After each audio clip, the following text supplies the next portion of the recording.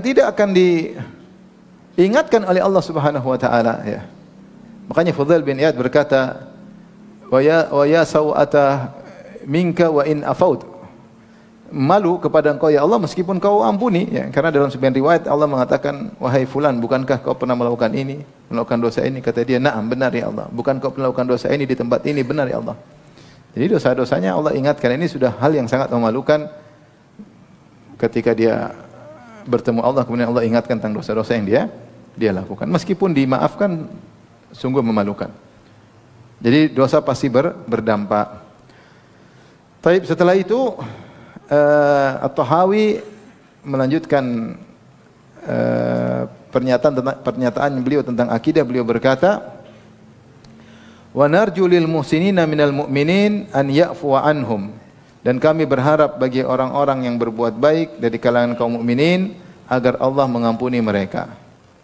Wa yudkhiluhumul jannah, dan agar Allah masukkan mereka dalam surga bi rahmatihi, dengan rahmat Allah Subhanahu wa taala.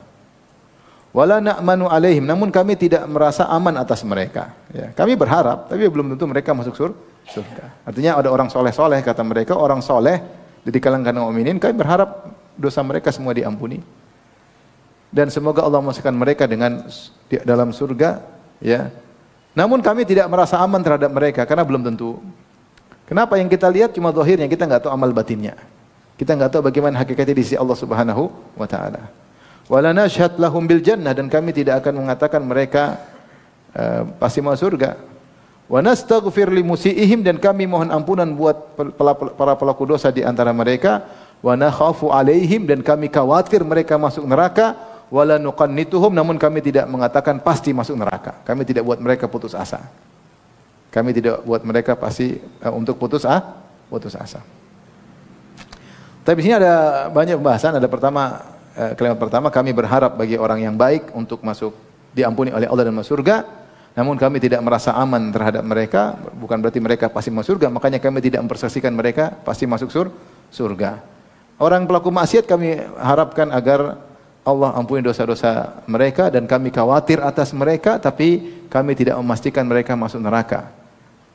Jangan buat mereka putus asa, karena urusan surga dan neraka urusan siapa? Allah Subhanahu wa taala. Taib. Kita bahas sekarang ya, kaidah-kaidah terkait pernyataan di atas. Saya ulangi, orang yang baik kita berharap mereka masuk surga. Kita berharap diampuni dosa-dosanya. Namun kita tidak merasa mereka pasti, kita tidak merasa aman atas mereka karena belum tentu mereka masuk surga. Kenapa? Karena kita tidak tahu hakikat amal mereka. Pertama, amal mereka diterima atau tidak kita enggak tahu. Amal zahirnya terima atau tidak kita enggak tahu. Terus amal batin mereka kita tidak tahu. Yang kita lihat cuma zahir. Enggak ada indikator misalnya kelihatan tidak kelihatan, kita enggak tahu. Kita cuma lihat zahirnya pun kita enggak tahu diterima atau tidak oleh Allah. Terus batin mereka kita enggak tahu.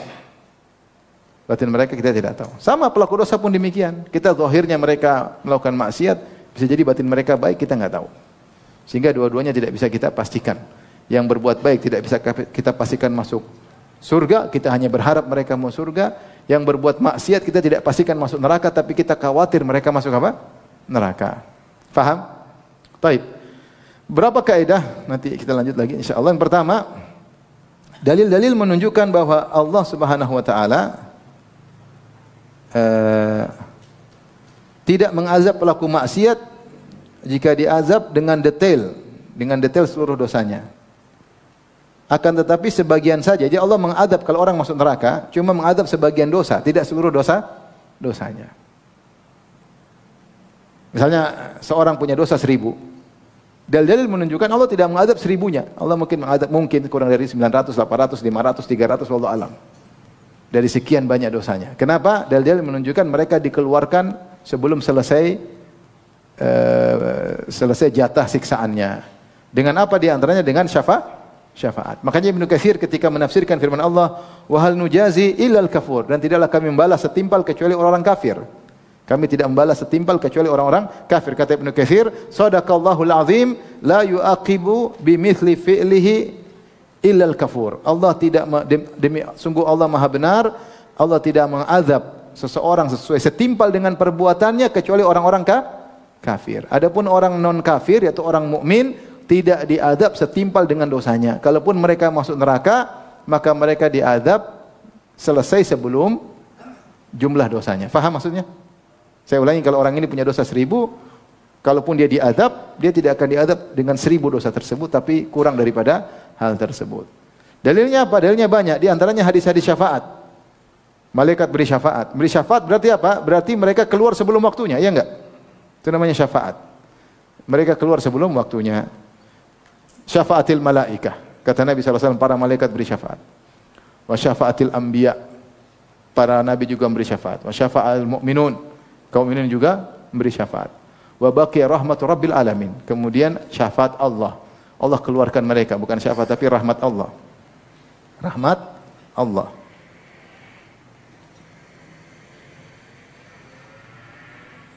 Rahmat Allah. Allah keluarkan orang-orang dari neraka dengan kehendak Allah Subhanahu wa taala. Ya, jadi dikeluarkan sebelum waktunya, dikeluarkan sebelum waktunya.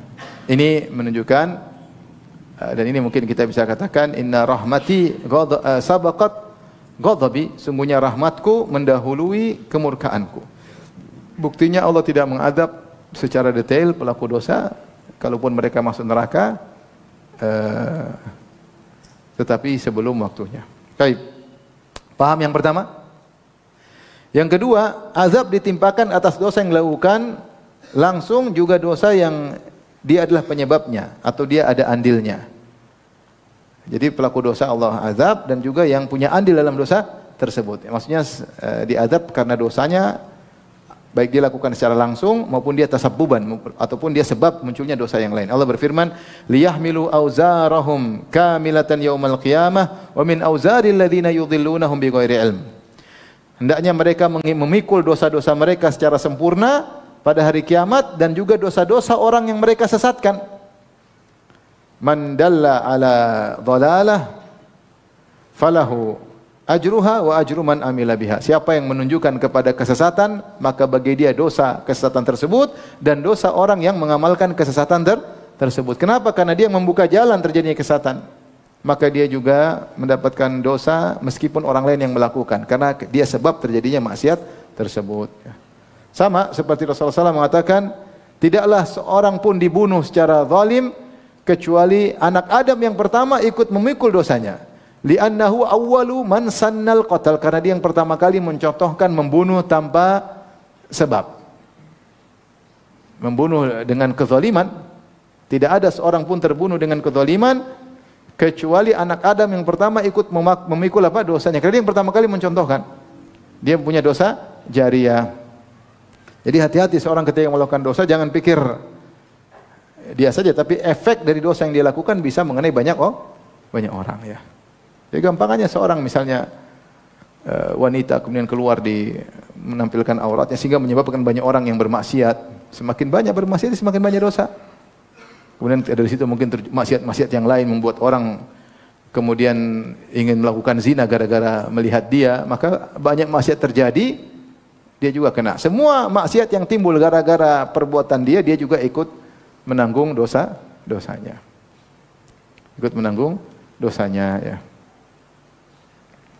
Kemudian berikutnya pendosa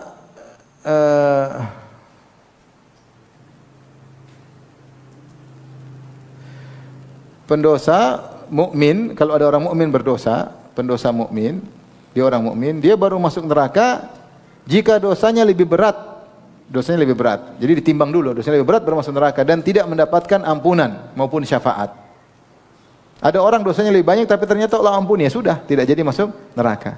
Atau dia mau masuk neraka ternyata dapat syafaat sebelum masuk neraka, tidak jadi masuk apa? Neraka. Tapi kalau dia dosanya lebih berat, setelah ditimbang di mizan dan ternyata dia tidak diampuni dan juga tidak dapat syafaat, maka dia baru masuk neraka. Jadi masuk neraka itu harus dosa lebih berat, tidak diampuni dan juga apa? Tidak mendapat syafaat. Baik. Kaidah yang keempat, dalil-dalil menunjukkan akan ada pelaku dosa yang pasti diadab dan akan ada juga yang pasti diampuni. Dalil-dalil menunjukkan ada pelaku dosa yang pasti diadab, tidak diampuni, dan ada pelaku dosa yang diampuni. Dalilnya banyak, terlalu banyak dalil pelaku dosa masuk neraka, hadisnya mutawatir sehingga mereka diberi syafaat, mereka keluar. Mereka ini pelaku dosa atau bukan?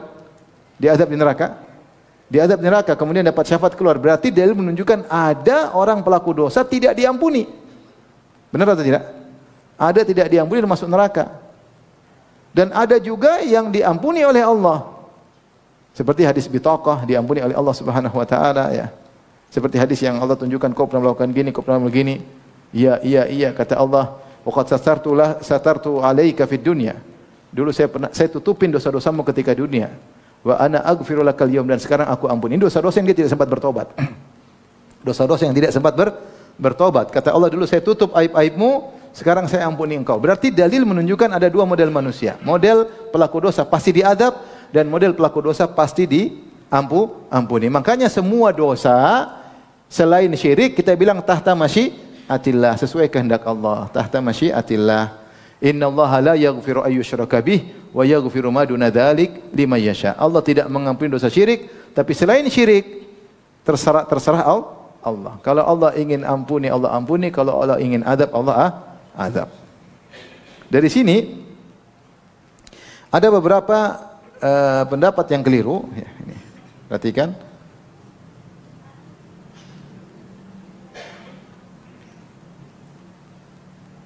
Pendapat-pendapat yang keliru.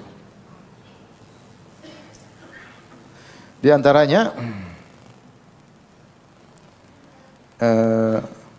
yang mengatakan bahwasanya yang satu, para fasik itu pelaku dosa besar pasti diazab. Pasti diazab. Ini pendapat siapa? Pendapat Mu'tazilah ya.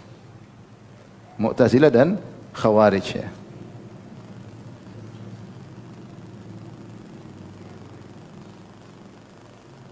Kalau Khawarij bilang orang fasik pelaku dosa besar kafir, kalau Mu'tazilah fil manzilah bainal manzilatain. Tapi mereka tidak akan selamat. Makanya mereka mengingkari hadis-hadis syafaat.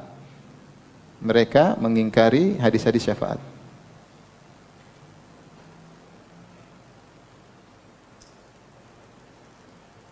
Hadis-hadis syafaat. Mereka enggak ada. Pokoknya pelaku dosa besar enggak ada tahta masyiatillah. Pasti masuk apa? Neraka. Ini sesat. Yang kedua sebaliknya, semua orang fasik, semua muwahhid ahli tauhid meski fasik pasti diampuni. Pasti diampuni. Ini tadi Murji'ah gulat Murji'ah ekstrim yang kita tadi sebutkan pendapatnya, yaitu la yadurru ma'al iman bidzam ya. Bahwasanya la yadurru ma'al iman dzambun, bahwasanya dosa tidak mempengaruhi iman. Yang mereka berkata dosa tidak mempengaruhi iman. Oke, paham? Ini juga sesat karena kita tahu dalil menunjukkan ada yang diazab dan ada yang diampuni. Yang ketiga yaitu yang menyatakan bahwasanya wallahu a'lam. Kata mereka wallahu a'lam, ya kata dia abstain, apa namanya? Abstain. Kata dia mungkin semuanya Allah azab dan mungkin semuanya Allah ampuni. Kata dia mungkin semuanya Allah azab atau sebaliknya, mungkin semuanya Allah juga ampuni. Benar atau salah ini? Salah, karena dalil menunjukkan ada yang diadab, ada yang diampuni. Juga pendapat ini keliru. Dan ini sebagian ahlul kalam menyatakan demikian ya. Kemudian juga ada yang pendapat yang lebih parah, dia mengatakan ya ini 1, 2, 3, 4 bahwasanya tidak ada azab di akhirat, semuanya akan masuk surga. Tidak ada azab di akhirat, semuanya masuk surga.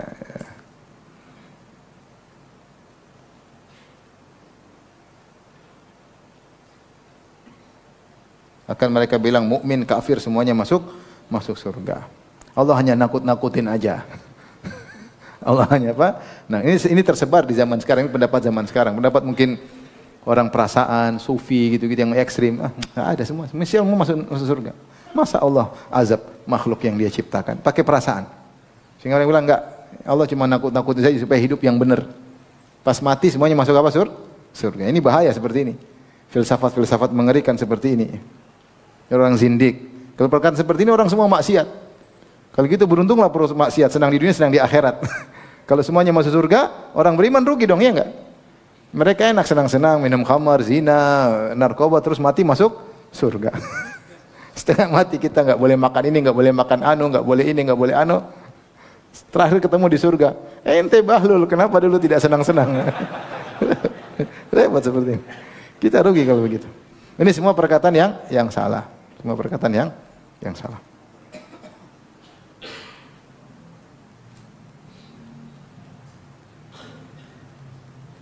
Taib, terakhir kita akan bahas kaidah yang berikutnya. Tadi kata At-Tahawi, kami berharap orang-orang yang berbuat ihsan ya'fu anhum, agar Allah mengampuni mereka, ya. Dan ini kata Ibnu Taimiyah rahimahullah, ya.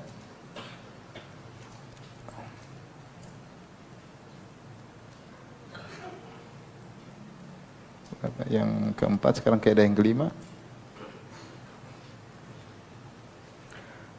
Ada sekitar 10 sebab seorang mukmin diampuni.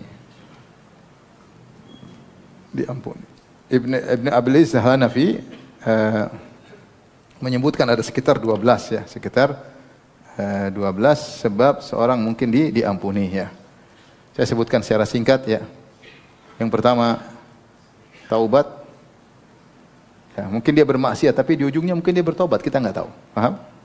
Yang kedua, sebab pertama dia taubat. Ini dalam syarah Tahawiyah ada, saya tidak akan panjang lebar karena saya ada pengajian khusus tentang ini, sebab-sebab diampuni dosa.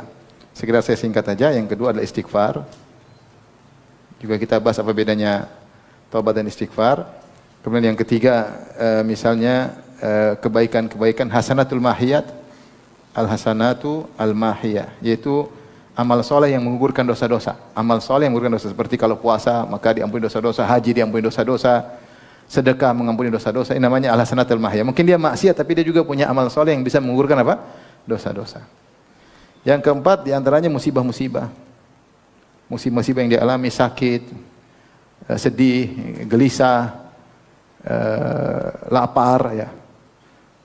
Ya, semuanya apa? Musibah. Diomelin orang, diomelin istri, mengurangi dosa tidak? Mengurangi dosa. Diomelin suami, mengurangi dosa. Ya, banyak hal. Diomelin bos, sedih, buat kita nangis. Ini semua kalau kita sabar, mengurangi apa? Dosa. Musibah-musibah menggugurkan dosa. Ma yusibil muslimin nasabin wala wasabin wala hamin wala azan wala hazanin hatta syauka syaqwa. Tidak sesuatu pun yang menimpa seorang mukmin, letih juga. Letih, sakit, sedih, gelisah, gangguan orang, sampai duri, kecuali akan mengampuni dosa-dosanya. Berapa menit lagi, Zan? 2 menit. Ayo masih lanjut. Tapi yang kelima, azab kubur. Azab kubur ada 2 model. Ada azab kubur yang merupakan muqaddimah, kemudian akan berlanjut lebih parah, seperti azab kubur yang menimpa orang kafirin, seperti menimpa Fir'aun dan pengikutnya, menimpa ahlu Sodom, pelaku homoseksual, menimpa kaum Nuh, ya. Itu muqaddimah, selanjutnya lebih parah. Dan ada orang beriman yang enggak diadab, kemudian menggugurkan dosa-dosa sebagian dosa mereka. Cukup diadab di kubur. Kemudian yang keenam, misalnya apa? Doa orang beriman. Doa kaum mukminin untuknya. Kaum mukminin berdoa, doakan dia, semoga diampuni, ya Allah. Berilah penerangan pada kuburannya, ya Allah, ampuni dosa-dosa. Adab enggak jadi diadab. Enggak jadi diadab, atau adabnya dikurangi, ya. Yang ketujuh adalah amal yang dilakukan untuknya, seperti sedekah atas nama dia, haji atas nama dia, umrah atas nama dia, maka bisa menggugurkan dosa-dosanya, ya. Ya, sebagian ulama berpendapat beri hadiah baca Quran, ini khilaf, tapi intinya yang disepakati umrahkan dia, hajikan dia, sedekah atas nama dia. Yang kedelapan, kedahsyatan hari kiamat. Hari kiamat. Ini mengurangi dosa-dosa. Di antaranya wallahu alam bisawab ya. Ini kata Ibnu Taimiyah mengurangi dosa-dosa. Seperti antaranya himpitan qabr, dhammatul qabr. Kalau orang masuk kuburan dihimpit. Ini adalah SOP yang harus dilewati oleh semua yang masuk kuburan. Makanya Nabi mengatakan lau salima minha la naja Sa'ad bin Mu'adz. Kalau ada yang selamat tentu Sa'ad bin Mu'adz akan selamat. Dia pun yang ketika meninggal arsy bergetar, dia pun tidak selamat dari apa? Himpitan apa? Kubur. Tapi itu mengurangi apa? Dosa-dosa. Seperti orang sakaratul maut juga dialami. Nomor 9 adalah jika melewati sirat ya. Di kontarah. Kalau sudah sirat dilewati di kontarah, maka akan dikisos antara mereka. Ini pembahasan panjang ya. Sudah lewat sirat tinggal masuk surga, tunggu di kontarah, ada sebagian dosa-dosa yang mereka saling memaafkan di antara mereka. Ya. Ada yang mengatakan kisos di kontarah itu adalah kisos yang Allah tunda. Karena sebelumnya kisos di padang mahsyar dahsyat, masalah-masalah besar. Mungkin orang tidak mau maafkan. Ada sebagian kisos ditunda di kontorah sehingga orang yang penting sudah selamat, sudahlah saya maafin. Ada yang mengatakan demikian sehingga dia dimaafkan. Di antaranya dahsyat hari kiamat tadi kita bilang apa? Dhammatul qabr. Ini di kubur, dhammatul qabr, himpitan kubur. Kemudian di antaranya siksaan di atas sirat. Di atas sirat dicabik-cabik, seorang dicabik-cabik ternyata selamat. Cabik-cabikan itu adalah hukuman bagi sebagian dosanya. Karena dosanya tidak membuat dia harus masuk neraka, tapi dikurangi dengan dicabik-cabik, tapi akhirnya dia selamat. 10. Syafaat. Syafaatnya orang beri syafaat. Yang ke-11, ampunan Allah. Ampunan Allah. Ya, selain apa? Syafaat. Taib. Nanti kita bahas lagi azan ya. Silakan. Silakan bertanya, saya persilahkan. Insyaallah kita lanjutkan pada pertemuan berikutnya.